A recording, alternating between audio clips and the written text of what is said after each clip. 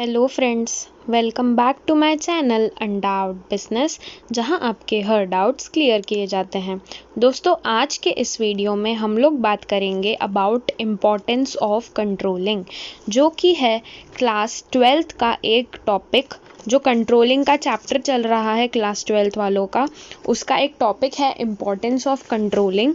तो आइए डिस्कस करते हैं कि ये इम्पोर्टेंस ऑफ कंट्रोलिंग क्या है, क्यों इम्पोर्टेंट होता है किसी भी ऑर्गेनाइजेशन में ये controlling function. This video is presented to you by undoubt business. So let's get started. अगर मैं बात करूं कि क्या इम्पोर्टेंस होता है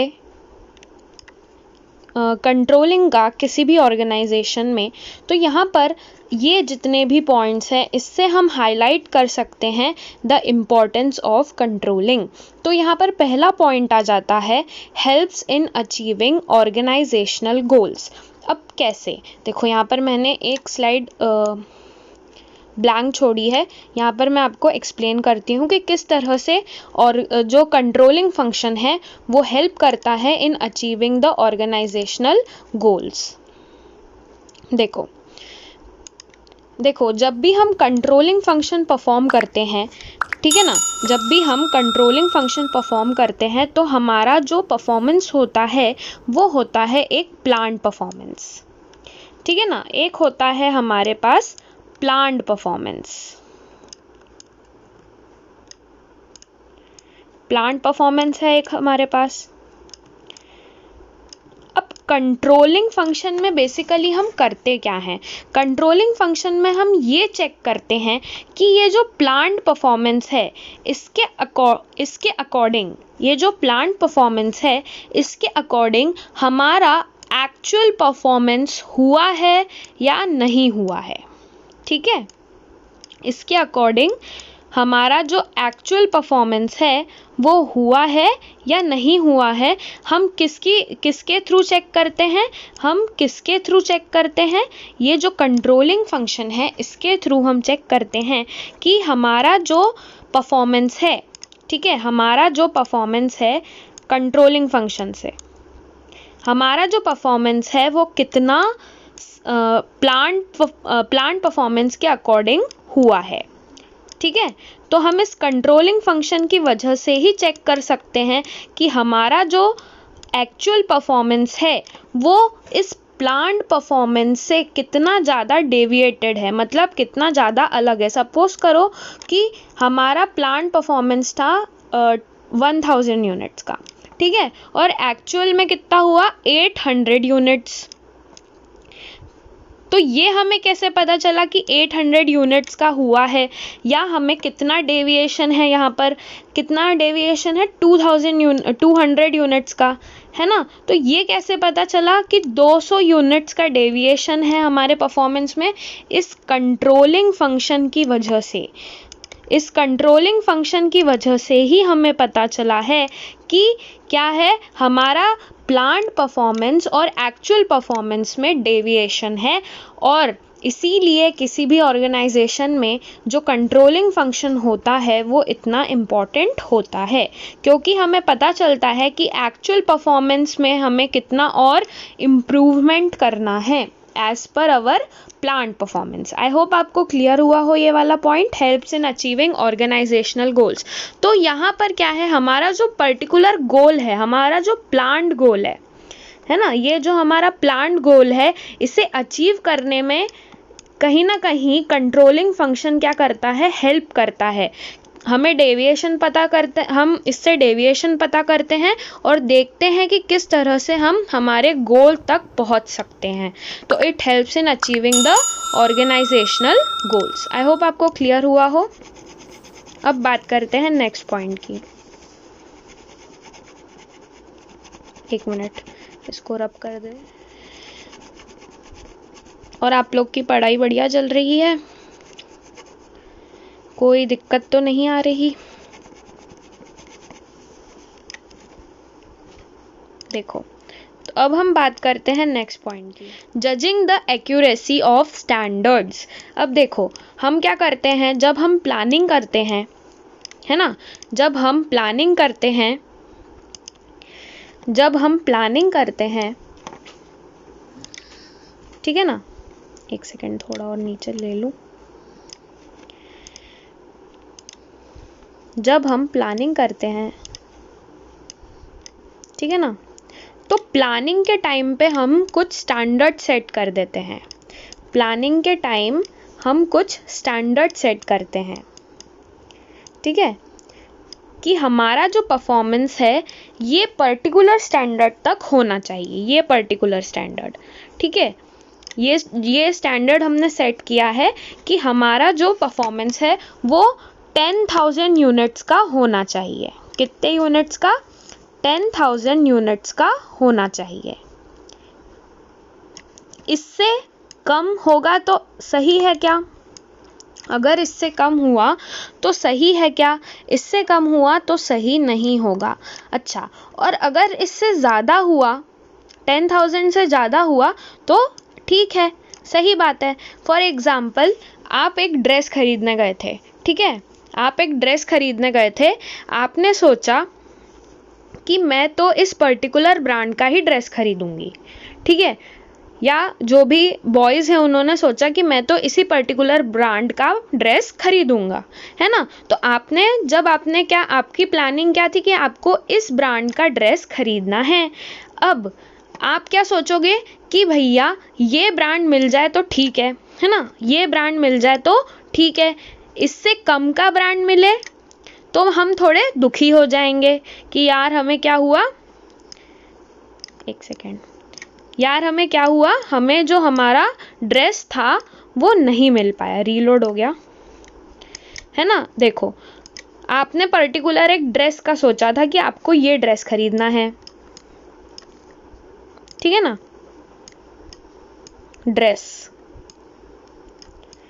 या मान लो कि आपने सोचा था कि आपको कोई मोबाइल फ़ोन खरीदना है, आपने सोचा था आपको कोई मोबाइल खरीदना है, आपने उसका एक स्टैंडर्ड बनाया था कि मेरे को इस कंपनी का मोबाइल मिल गया तो ठीक है, मेरे को इस ब्रांड का ड्रेस मिल गया तो ठीक है, लेकिन अगर मेरे को उससे कम का मिला या कोई दूसरा ब्रांड का मिल गया, मेरी जो एक्सपेक्टेशन थी वो नहीं हुई, तो मैं कहीं ना कहीं क्या हो जाऊंगी, दुखी हो जाऊंगी या दुखी हो जाऊंगा, ठीक है ना, तो दुखी हो जाऊंगी। और अगर इससे अच्छा वाला मिल गया, अगर इससे अच्छा वाला ब्रांड का ड्रेस मिल गया या मोबाइल मिल गया तो फिर चांदी ही चांदी, मजे आ गए, है ना।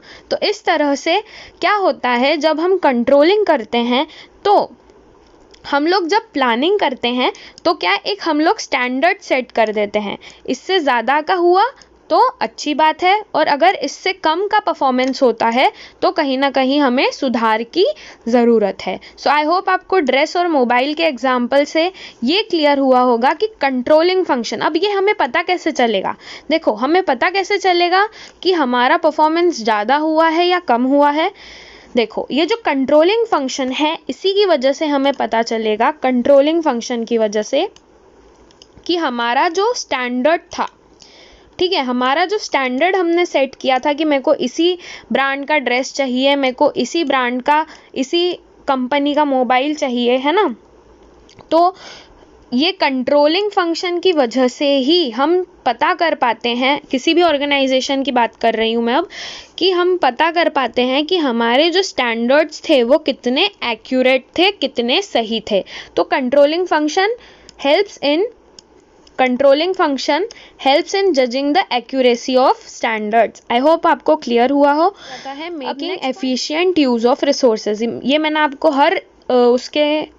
हर इम्पोर्टेंस के लिए बताया था कि जब भी किसी फंक्शन का इम्पोर्टेंस आपको लिखने को आ जाए तो आप क्या करिए, ये पॉइंट तो लिख ही लीजिएगा। देखो, जब हम कंट्रोलिंग करते हैं,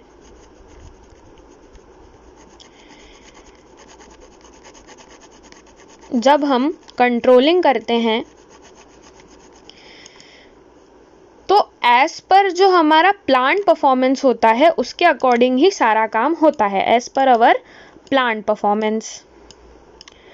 तो अब बताइए कि जब सब कुछ प्लान्ड है, ठीक है, जब सब कुछ प्लान्ड है तो कहीं भी रिसोर्सेस का वेस्टेज नहीं होगा, है ना, जो हमारे पास अवेलेबल रिसोर्सेज हैं, कभी भी उसका वेस्टेज नहीं होगा। क्यों नहीं होगा? क्योंकि हम जो काम कर रहे हैं वो एज पर प्लानिंग कर रहे हैं, एज पर हमारा जो प्लान परफॉर्मेंस था उसके अकॉर्डिंग ही हम काम कर रहे हैं, तो हमारे रिसोर्सेज का कभी भी वेस्टेज नहीं होगा। ठीक है, सो इस तरह से कंट्रोलिंग की वजह से, अब देखो कितने रिसोर्सेज यूज हुए हैं या कितना हमें कितना वेस्टेज हुआ है, ये कैसे पता चलेगा? कंट्रोलिंग फंक्शन की वजह से ही पता चलेगा।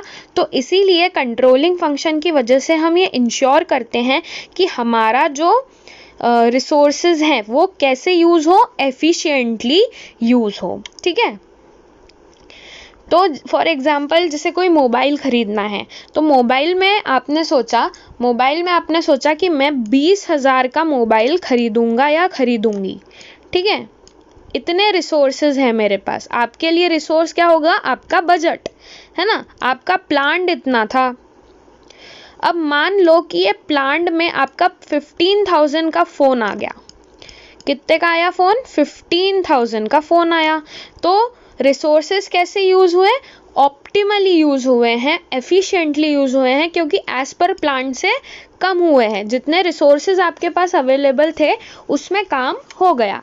अब मान लो कि 35,000 का वो फ़ोन आ गया, 35,000 का क्या आया? फ़ोन आ गया।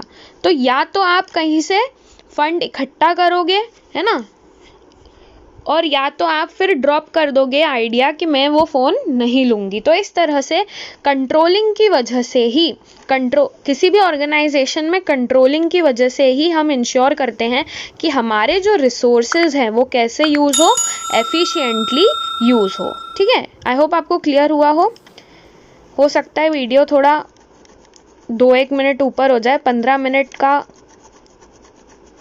नॉर्मल होता है ना। आई होप आपको ये पॉइंट क्लियर है। अभी हमने 3 पॉइंट्स डिस्कस कर लिए हैं। ठीक है ना, देखो नेक्स्ट, इम्प्रूविंग एम्प्लॉय मोटिवेशन।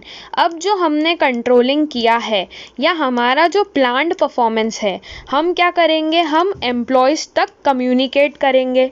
हम क्या करेंगे? एम्प्लॉयज़ तक कम्युनिकेट करेंगे। तो एम्प्लॉयज़ को भी पता चलेगा कि हमारा क्या परफॉर्मेंस होना चाहिए, है ना, ये एम्प्लॉय है। ठीक है, तो एम्प्लॉय को भी पता चलेगा कि हमारा क्या परफॉर्मेंस होना चाहिए।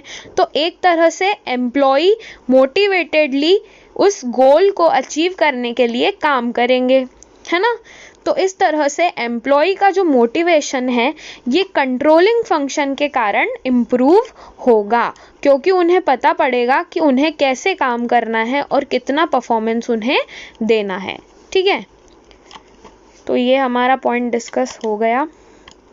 Ensures order and discipline. Ensures order and discipline मतलब कि देखो, अगर हर चीज़ कंट्रोल में होती है, ठीक है, हर चीज़ कंट्रोल में होती है, तो क्या होता है? एक डिसिप्लिन मेंटेन रहता है। ठीक है ना, एक डिसिप्लिन मेंटेन रहता है, हर काम एक अच्छी ऑर्डर में, सिस्टमैटिक वे में होता है। तो कंट्रोल की वजह से ही एक ऑर्गेनाइजेशन में क्या होता है? ऑर्डर और डिसिप्लिन मेंटेन रहता है। फिर आता है फैसिलिटेट कोऑर्डिनेशन। मतलब कि कंट्रोलिंग क्या करता है? हमने किया है प्लान्ड, एक हमारे पास क्या है? हमारे पास एक प्लान्ड परफॉर्मेंस होता है। ठीक है ना, हमारे पास एक प्लान्ड परफॉर्मेंस होता है और एक होता है एक्चुअल परफॉर्मेंस। एक होता है प्लान्ड परफॉर्मेंस, एक होता है एक्चुअल परफॉर्मेंस। तो इन दोनों के बीच में, ठीक है, इन दोनों के बीच में कोऑर्डिनेशन की ज़रूरत होती है। क्यों? क्योंकि अगर प्लान्ड परफॉर्मेंस एज पर जो एक्चुअल परफॉर्मेंस है वो प्लान परफॉर्मेंस के अकॉर्डिंग नहीं होगा तो कोऑर्डिनेशन नहीं बैठेगा। तो कंट्रोलिंग फंक्शन यहाँ पर एक इम्पॉर्टेंट रोल प्ले करता है। जब हमें प्लान्ड परफॉर्मेंस और एक्चुअल परफॉर्मेंस के बीच में क्या करना है, कोऑर्डिनेशन सेट करना है। तो कंट्रोलिंग फंक्शन की वजह से ही हम क्या कर पाते हैं, दोनों में कोऑर्डिनेशन जमा पाते हैं। तो इसीलिए भी जो कंट्रोलिंग फंक्शन है वो इम्पोर्टेंट होता है। ठीक है। Next point and the last point ये है कि मिनिमाइजिंग एरर्स, मतलब कि अगर सारी चीज़ प्लान्ड हो रही है तो आपने जो एरर्स कमिट करने हैं, ठीक है, आपकी जो गलतियां हैं वो कहीं ना कहीं कम हो जाएंगी। तो इस तरह से कंट्रोलिंग फंक्शन की वजह से हमने देखा कि ये सारे हमें क्या होते हैं, बेनिफिट होते हैं एक तरह से। इसीलिए कंट्रोलिंग फंक्शन किसी भी ऑर्गेनाइजेशन में इम्पॉर्टेंट होता है। आई होप आपको क्लियर हुआ हो। अगर कोई भी डाउट आता है तो प्लीज़ कमेंट बॉक्स में बताइएगा। Thanks for watching.